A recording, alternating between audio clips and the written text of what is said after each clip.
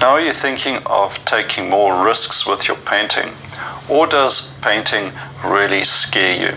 Well, today I'm going to show you a demonstration where taking some risks deliver big rewards. Stick around and see what happens.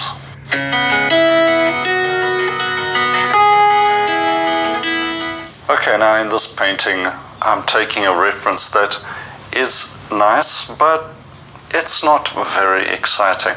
Instead, I'm going to try and experiment with some color and brushwork and paint and bring something different to the final result. It's also a way of showing you that taking a risk with your painting is nothing to worry about. The final result may be good, it may be fantastic, or it might be average. It might surprise you, it might show you a new direction. It may be the launch of your painting career. You never quite know until you try. So this is all about using the painting subject as a starting point, as a guide, and then bringing your own interpretation to the colors and creating something that I think turned out a little more interesting than the original reference. Let's dive in and enjoy the painting. Here's that reference. It has nice shapes, but we need to do something more with this. So I've got my oil colors and a few extras here like violet, cobalt blue and cadmium orange. I'm going to get into the composition fairly quickly, just with a round brush, a bit of ultramarine and burnt sienna, and sketch a general layout. Just following the edges of the reference to the edges of the painting surface and figuring out where the darks are going to be, following pretty much a standard process. Mapping out the shadows. I like to have these drawings very loose, just let it flow, keep the brush on the panel as far as possible. Diving in with ultramarine and burnt sienna for the darkest darks. You can see in the reference there are a number of large shapes, including the road, probably about 5 main shapes to focus on. But I'm adding a foreground shadow for some added drama and compositional help. Using a number 10 brush, scrubbing in the dark mass shapes. I need to bring some more warmth and color into the road in the sunlit part, so adding a bit of yellow and orange to the white gives it a nice warmth. Now this is the launching pad, as it were, to the whole idea of exploring color. Bringing orange into the road color is something different from my usual approach, and orange leads to other things.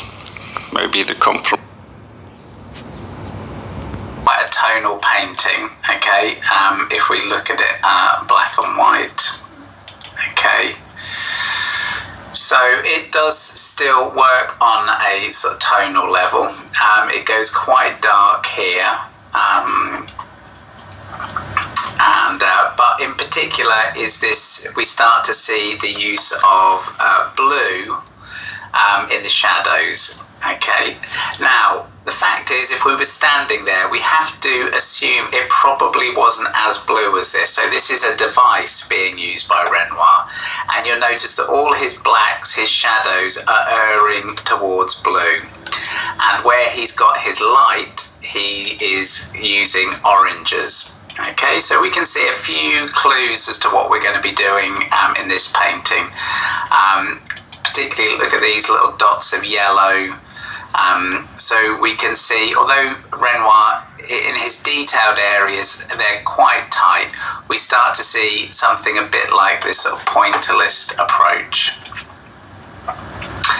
And I've got this painting by Sorolla, who was a Spanish artist, and there was a show on last year in London, I think, with some of his work. And I picked this one out particularly because, again, we can see this very clever use of blue shadows and slightly orange colours in the light. So Sorolla was excellent at painting these sort of white cloth, which you would think is a relatively sort of unpromising subject, until you realise, you know, all the colour that goes into it. And it's almost like the, you know, obviously his handling of the faces is excellent and the drawing is excellent, but the way he finds colour in these whites is something we can really learn from.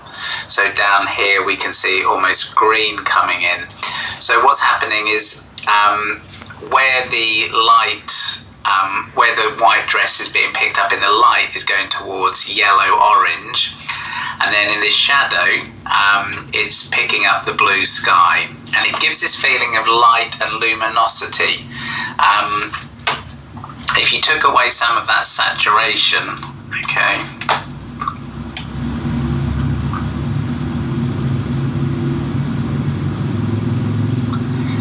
it would still work, but you wouldn't get any. You see, actually what you notice by desaturating it is the tonal contrast between the blue and the white is actually incredibly subtle, okay? But because he's got the saturation of the blue and the white high, we get the effect. So again, it's another example where he's not relying so much on tonal contrast. Tonal painting, okay, if we look at it black and white, okay, so it does still work on a sort of tonal level. It goes quite dark here, and but in particular is this, okay, so there's another point I was going to make, which was this is a really useful theory for both oils and watercolours. And what it says is either put colour into your shadows or into your lights. So last week I pulled up a tonal scale. And as I said at the beginning, you can't have colour in both. So in this case, what Charles Reed has done is the light, the whites of the piece are basically left as white. So they're a non-colour. Everything else though is, it reads as dark, but actually it's a mid-value apart from these bits in the tree, okay?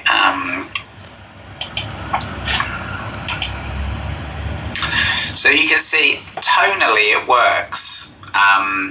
But what he's basically got here is a dark figure against a dark ground. But within that simple tonal pattern, he's put all these minglings. So we can see different colours just being dropped in, some smaller splashes of red and blue. This creates interest around this area. Okay, so it's a really clever one to do, is to analyze your painting in terms of light and dark. Okay, so this comes from in Kevin McPherson's book, which some of you may have seen. He recommends an exercise where you take a motif, a painting, some reference, and you can paint it one time where you put colour in the light shapes and keep the darks neutral, so you can do blacks and umbers, but in another one put your colour in your shadows, but in that case keep the lights just white or grey white, so desaturated. So one or the other will make for a better painting. Okay, so that's another bit of theory. So let's go on to So this is Seurat. So pointillism isn't quite impressionism, but hopefully you can see it relates to it. So this is Seurat, famous for his pictures of people sitting by the Seine, sunbathing. And so this painting is made up of lots of dots of colour. So this is one of the theories that came out of Impressionism, and I say at the time it probably came out of printing and photography. But what they discovered is that when you put colours side by side, your brain will mix them. So you can see this effect on TV screens, for example. Just use green, blue and red. They're the primary colours of light, which is a bit different than pigment. You can also see the effect. So there's not much blending going on here. The effects are created by just basically layering on paint, one brush stroke at a time. And this creates the fact that everything wasn't blended together. Again, you can see this in like Cézanne and pointillism. You're sort of fragmenting the world, and it gives the painting a sort of energy. So that's one of the technical things that I'm going to try and show you in my demonstration, is to start to think more in terms of small chunks of colour side by side, as opposed to large areas where you're blending. In watercolours, I say this relates to the idea of mingling. So you're mingling colours together. Instead of mixing them, you put them on the page and allow sort of them to mingle together and create these very nice effects. So to illustrate that, I'm just going to show you a Charles Reade picture. So there's another point I was going to make, which was this is a really useful theory for both oils and watercolours. And what it says is either put colour into your shadows or into your lights. So last week I pulled up a tonal scale. And as I said at the beginning, you can't have colour in both. So in this case, what Charles Reade has done is the light, the whites of the piece are basically left as white. So they're a non-colour. Everything else though it reads as dark, but actually it's a mid-value apart from these bits in the tree, okay?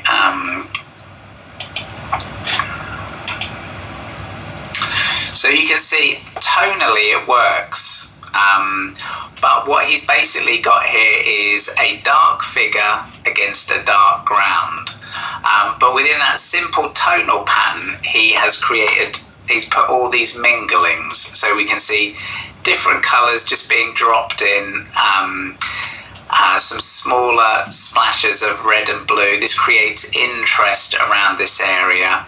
Okay, so it's a really clever one to do, is to analyze your painting in terms of light and dark. Okay, so this comes from in Kevin McPherson's book, which some of you may have seen.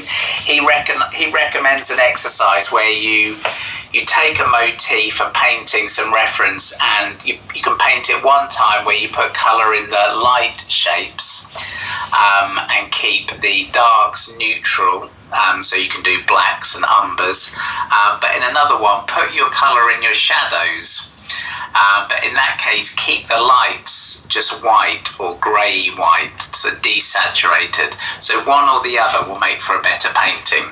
Okay, so that's another bit of theory. So let's go on to... So this is Seurat. So pointillism isn't quite impressionism, but hopefully you can see it relates to it.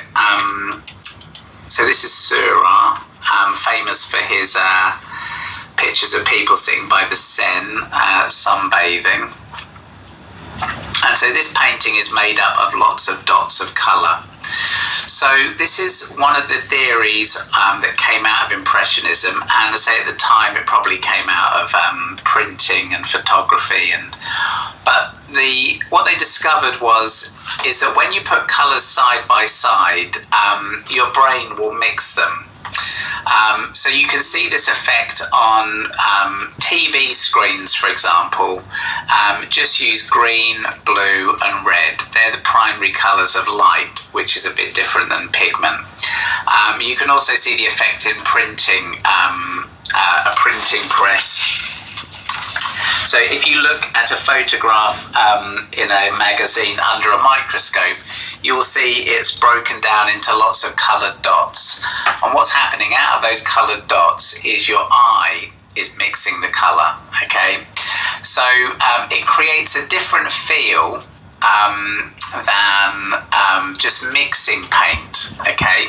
So we can see in this background, Surah, he's got green and he's got red, okay? So we know they're complementary colours. So by putting them in the background, he's actually deliberately, he's creating the feeling of the whole painting glowing. And I think that's what they particularly liked. It was this glowing effect. Also, it's very interesting because, you know, close up it breaks down, it's just dots, and yet from a distance it reads really well, okay? So when we're thinking about, if I go back to, if I go back to this one, say, so you can put down quite unusual colours. In this case, like we've got some green beside purple beside blue, and we can trust that our eye, from a distance, our eye is going to mix these colours and make sense of them, you see? And this is why it's important to look at colour. So obviously most people would say, well, a haystack isn't blue, and it certainly isn't purple, you know, it's a sort of yellow colour. That's where Monet, that's what he was interested in, was looking at the way that colour changes under different lighting conditions. So in order to see that, you have to look beyond any of your sort of preconceived ideas about what colour a thing is and really become interested in it. It particularly becomes interesting at these, you know, here we are with the sunset. So when the light is low, there's going to be more colour in the in a scene, and that means these observations become sort of easier. Okay, so yeah, lots of little bits of colour, even colours that don't make sense going side by side. That's something we are going to have a look at in our demonstrations. Okay, so there's Surah again. Now this is a Van Gogh. He was around when people were talking about pointillism, and like, you know, probably I might have done the same thing if I was there at the time, is you hear a good idea, well, you want to give it a go. And here he's given it a go with actually great effect. It's actually it's more luminous in some respects than some of the Surah ones. So I really like what he's done here. And in particular, look at this background, basically greens, blues and oranges. And the effect is it almost glows. I'm sure to see this painting, you know, it would almost feel alive. And as you know, Van Gogh, he did like this, it's like not quite pointillism, but he did like this effect where each brushstroke sort of stood. He didn't blend, he let each stroke sort of stand on its own. So that is another sort of aspect of it. And also it would have broken him away and other artists away from the idea of literal colour to more sort of a felt sense of colour. So putting on that red, you know, that was a sort of intuitive response to the colours, and, you know, in this case it's worked really well. So yeah, I thought that was an interesting example of it. But yeah, little dots of colour. And then, okay, so this is a close-up of a demonstration. So I'm going to put a link down below to a woman, a video that I saw ages ago, and I've done her lesson based, sort of inspired by her lesson in my classes a few times. And this is, it's not a very good reproduction of one of my demo sort of pieces that I did at the beginning of my classes. And it's talking about impressionist ways of painting. So this one at the top here, this is what I'm going to be interested in this week. So this is a bit more like the Van Gogh approach. This one on the side here, that's like what I think she refers to as a mosaic approach. It's more towards pointillism, and the idea is letting every brush stroke stand on its own, okay?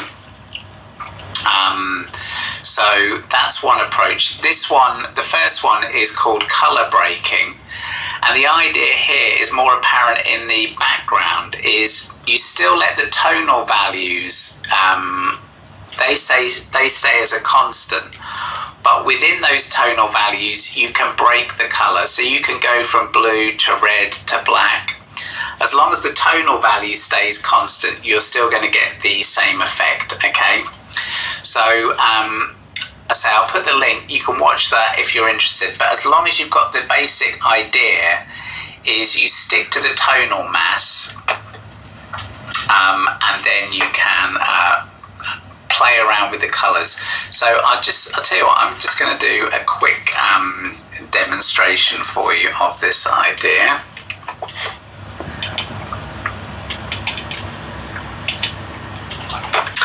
Okay, so I thought I would just do a few quick little paintings just to try and illustrate some of these points. So first was the idea of the tonal values, sort of leaving, we'll do an apple. Now, if I do something like this,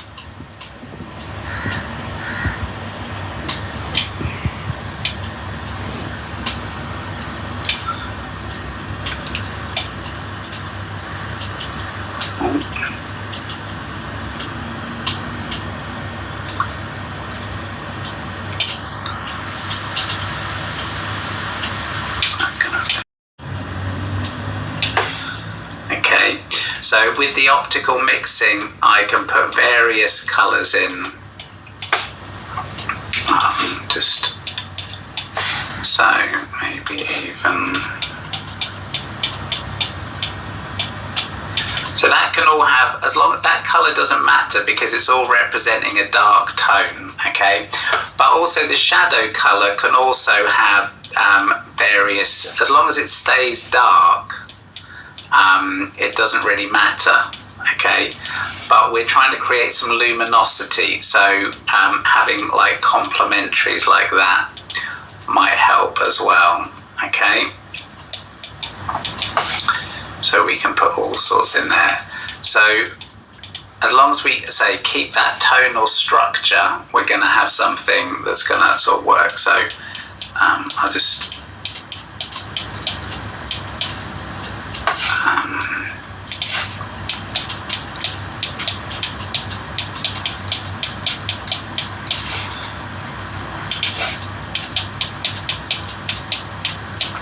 so that would be a bit like the mingling idea, is we can put lots of different colours in and it should still read, okay?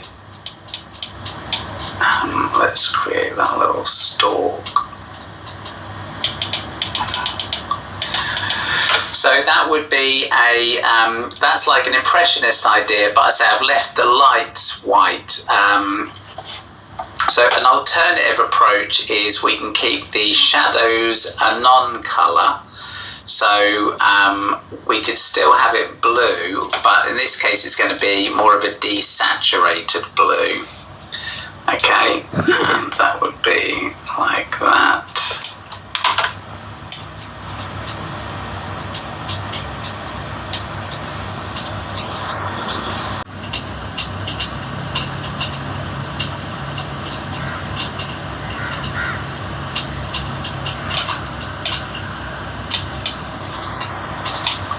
White for some yellow. Okay, and again with colour breaking I can change that colour, I can put other colours in as long as it stays, as long as I keep the tonal pattern, I'm okay. And we could do the same with the background. We could put in various colour back there. So this one, colour in the lights, more muted in the darks, okay? So, if your scene is mostly shadow, then it would make sense to put the colour in the shadows and leave the lights white. But again, if it's primarily a white, a very bright painting, and say watercolours are often like this, like skies and water, you keep them light, but then put the colour in your darks, which might be your boats or your sort of shadows, that sort of thing. Okay, so there are those two ideas. Okay, so I was asked about, sometimes it's not obvious where to start with these sorts of paintings. So I'm just gonna, I'll get some reference material. Let's have a look. Okay, so I've got a picture of Felix Docks here, and as you can see, it's more, if I go up a bit closer to it, it's a bit of a small image. It is a tonal painting, okay? So, or it's a tonal photograph, in that it's working more on the area of black and white. Now,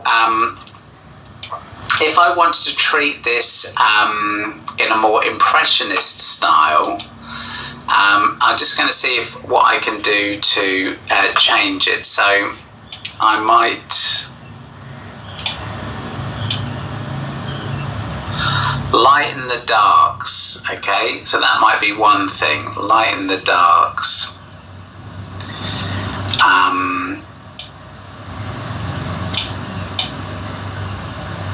Move the whole thing more to a mid value, okay? And then increase the saturation.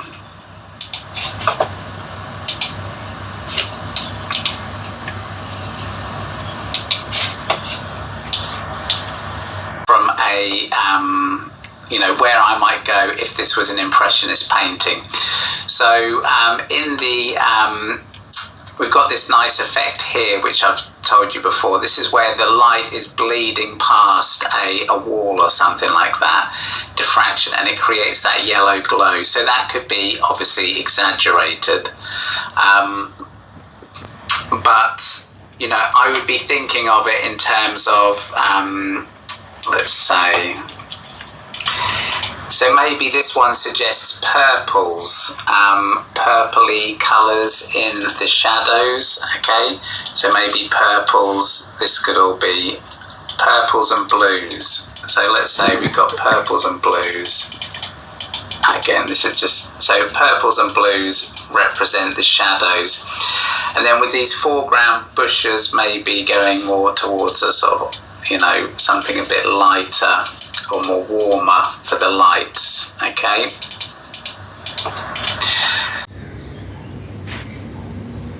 Hello, welcome back to my studio. Today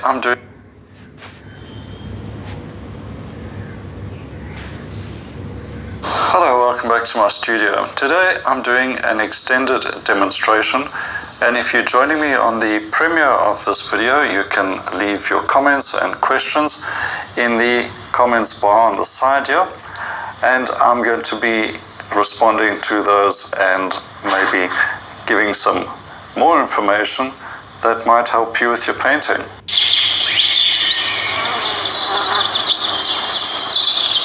Alright, so what's the idea behind this demonstration I'm going to do today? I'm going to try and share my thought process through painting a subject that is not particularly special. Sometimes you can paint a subject that is a magnificent scene and you really don't have to do much to it. It kind of just describes itself. But I find a lot of challenge with a fairly normal type of scene, like this one I'm doing today. It's basically just a little cottage and a road. Yes, there is a little mountain backdrop there, but just a glimpse of that. Really, it's just a cottage and trees and a road. So it's fairly normal type of scene. Now, we're confronted with these scenes all the time, in our hometown or down the road, whatever it may be. But sometimes, depending on the lighting or something like that, it might actually make a good subject. So I'm going to show you what I do to try and give the painting a little bit extra and make the scene a little more special than it might seem from day to day. Alright, let's get into the painting. If you have any questions, add them to the sidebar over here and I'll be responding to them as this premiere runs as well. And let me know what you think of the painting as well. And I'll try and describe as much of the process as I can throughout the video as well. Pretty much my standard palette of colors, orange perhaps being the sort of luxury convenience color here. And with a little bit of ultramarine blue, I start off roughly looking for the horizon line and where I'm going to place the focal area. I'm using a Georgia number 4 round brush to do this rough drawing in. Get the perspective line of the roof correct, so receding away towards the vanishing point. That's more or less the most important thing to get right with your building. I've used a little bit of white spirits to soften up the ultramarine blue. Apart from that, I don't use any other mediums. I'm using a Classico by My Mary for the oil paints here, but this exercise works perfectly for any opaque medium like acrylics or gouache as well. Loosely drawing in the main shapes before I start blocking in, and I'm looking for the darks. That is the first thing as far as values are concerned that really help to give a scene a bit more impact. So if you see some dark areas in a painting, that's a good idea or a good thing to work on to increase the drama and effectiveness of your painting. It's those dark areas against the lights that make the lights stand out.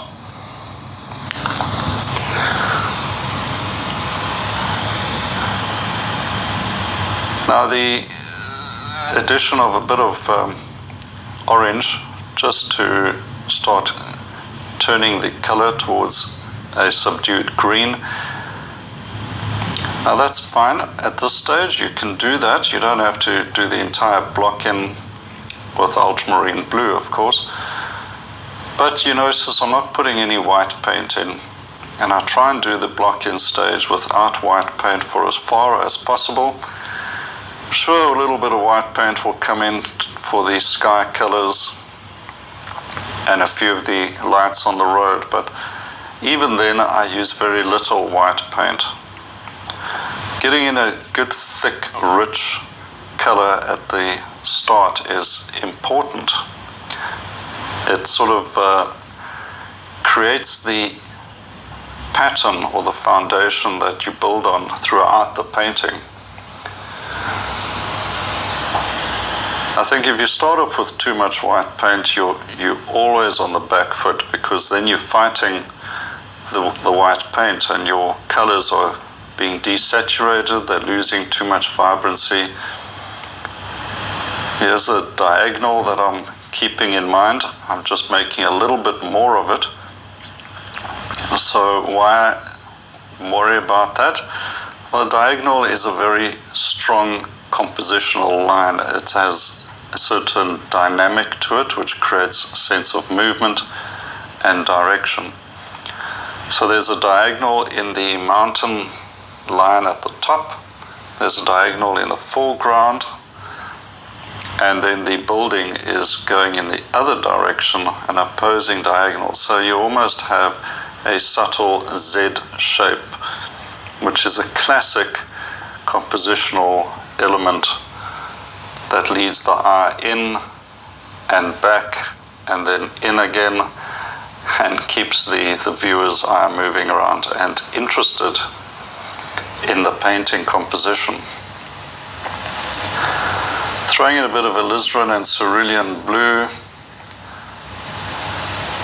and now just a tiny drop of white, because I'm going to plan to increase the shadow in the foreground. You see that bit of shadow showing in from the left. We'll make a bit more of it and create a foreground shadow. Now, I look for foreground shadows a lot. In fact, I'm always looking out for any shadows in my landscapes. And how can I make the most of it? It helps for the viewer to step in to the scene, and of course another contrast with the warm light color that'll be in the road. Now in the mountain I have put some white paint into the cerulean and alizarin crimson, and this creates a colorful violet color. Still more color than white paint. So that's more or less the mountain blocked in at the moment. We'll work on that a bit later.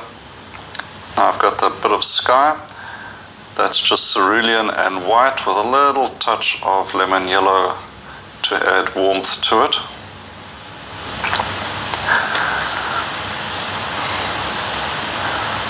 So the main elements are taking shape.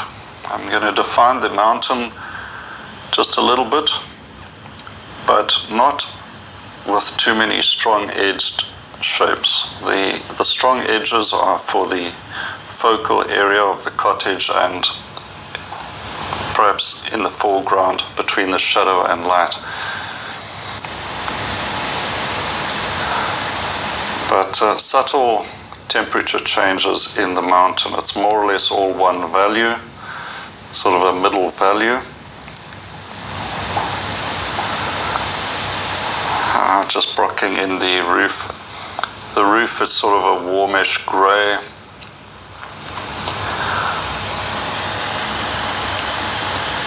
As long as the roof, light areas of the roof remain light and warm against the little shadows on the left hand side of the roof, then that's the main thing. So I'm using a little bit of touch of red, white, and a little bit of that violet now to do the shadow side.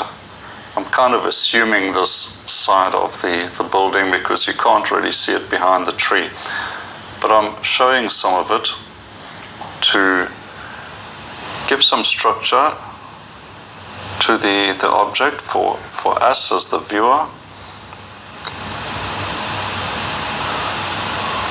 In this shadow area, I'm going to work on a bit more just so that I know that the shadow is there, and I'll define it a bit more later on. Strong light on the edge of the building, so you'll use titanium white. You could add a little bit of orange to it or yellow, but not pure white, of course. That's way too cold.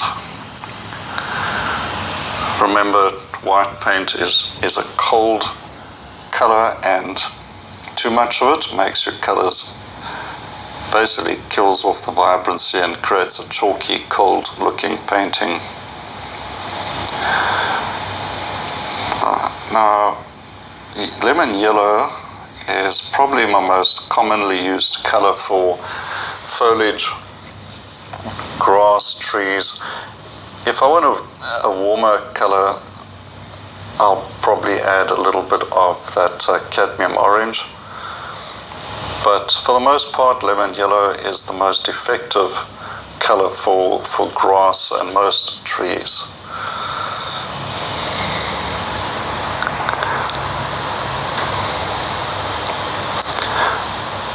Now some of the road colors, I'm working with burnt sienna, white, and a touch of orange.